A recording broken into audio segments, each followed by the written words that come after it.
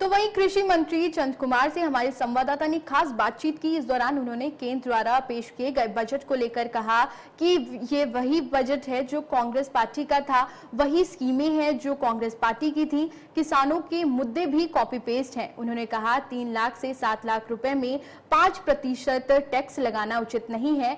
आज चतुर्थी श्रेणी की कर्मचारी की आय भी 3 लाख से ज्यादा होती है, ऐसे में व्यक्ति की आय से टैक्स चला जाएगा। पिछले दिन जो नरेंद्र मोदी का जो कार्यकाल का जो तीसरा कार्यकाल का जो पहला बजट निकला है, और वहीं जो नेता प्रतिपक्ष जयराम ठाकुर का कहना है कि इसमें सभी वर्गों का विशेष रूप से ध्यान रखा गया है।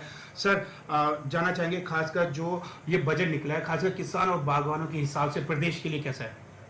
देखिए, ये वर्तमान ये जो बजट है मोदी सरकार का तीसरी टर्म का, ये जो बजट उन्होंने फ्रेम किया है, ये वही बजट है जो कि हमारी कांग्रेस पार्टी ने अपना घोषणा पत्र दिया।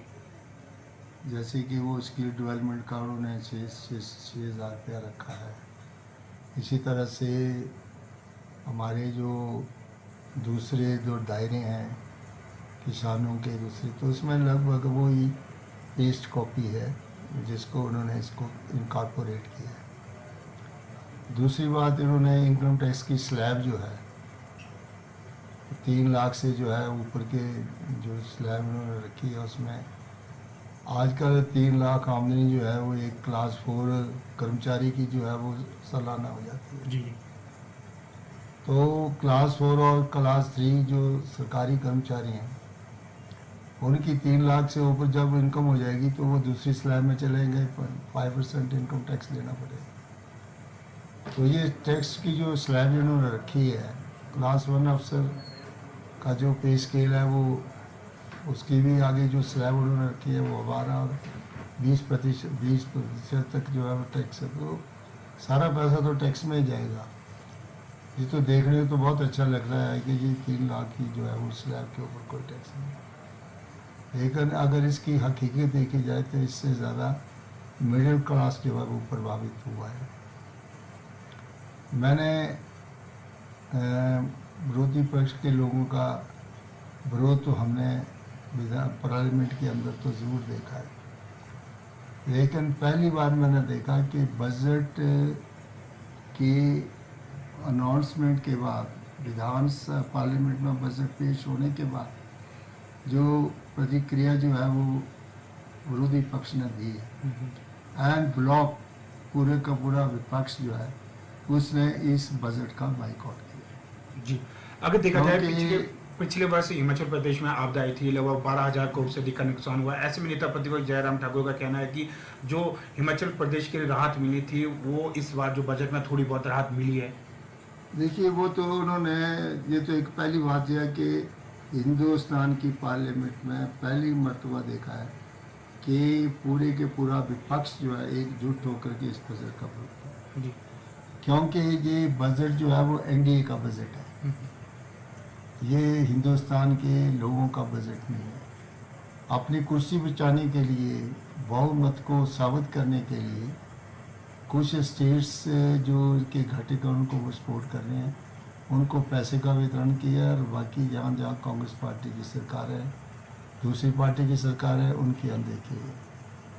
हिमाचल प्रदेश में भी पार्लियामेंट की 4 सीटें जो है वो भारतीय जनता पार्टी ने जीती हैं, लेकिन जो इन्होंने उत्तराखंड और हिमाचल के लिए जो पीछे बहुत बड़ी प्राकृतिक प्रकोप हुआ था, बाढ़ वगैरह आई, तो उसके लिए उन्होंने कहा कि कुछ हम पैसे का कार्यक्रम करेंगे। उसको उन्होंने उसका उल्लेख नहीं किया कि आप बायलैटरल असिस्टेंस से हमारी मदद करेंगे, या आप हमें लोन देंगे, या जो हमारी जो बैंकिंग सिस्टम है उसमें आप कितने % ब्याज के ऊपर हिमाचल प्रदेश को कंपनसेट करेंगे।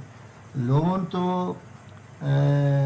वैसे ही मिल जाता है, इसके लिए कोई फैसिलिटेटर की ज़रूरत नहीं है।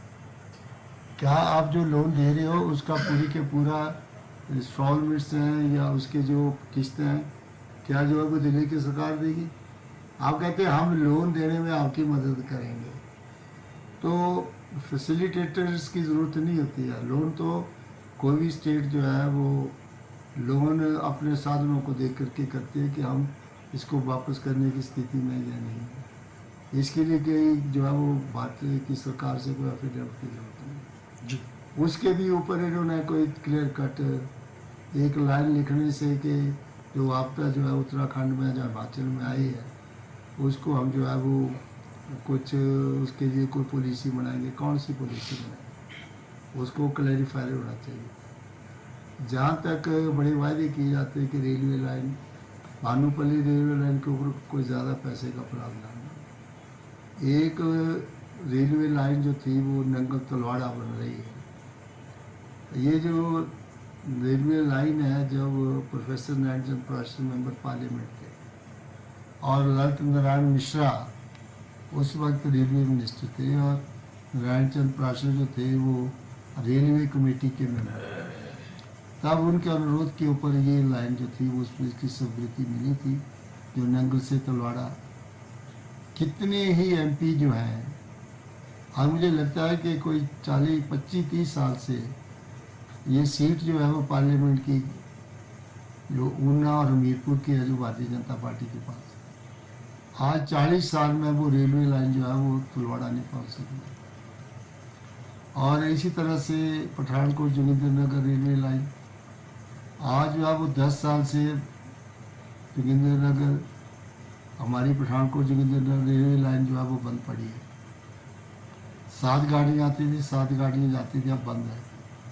मुझे ये भी मन है कि इस बरसात में हो सकता है कि कालका शिमला रेलवे ट्रैक भी बंद ही होने वाला है। और ये उदासीन जो रवैया है भारत सरकार का, हिमाचल प्रदेश को ना कोई बड़ी ब्रॉड गेज जो है वो नहीं दी है, जो चल रहा है जिनके ऊपर पारे पैसे का कोई ज़्यादा प्रावधान नहीं किया। जी जी तो कुल मिला करके ये जो बजट है ये आपने कहा कि किसानों का है, जहाँ मतलब बागवानों का है, किसानों के लिए भी कोई ख़ास विशेष पैकेज नहीं दिया कि कौन सी किसानों को किस प्रकार की मदद सरकार करेगी। जो एक आम साधारण बजट है जो दिया जाता है भारत सरकार से, वही बजट है। इसमें कोई ज़्यादा पैसे का प्रावधान उसमें नहीं है। बाकी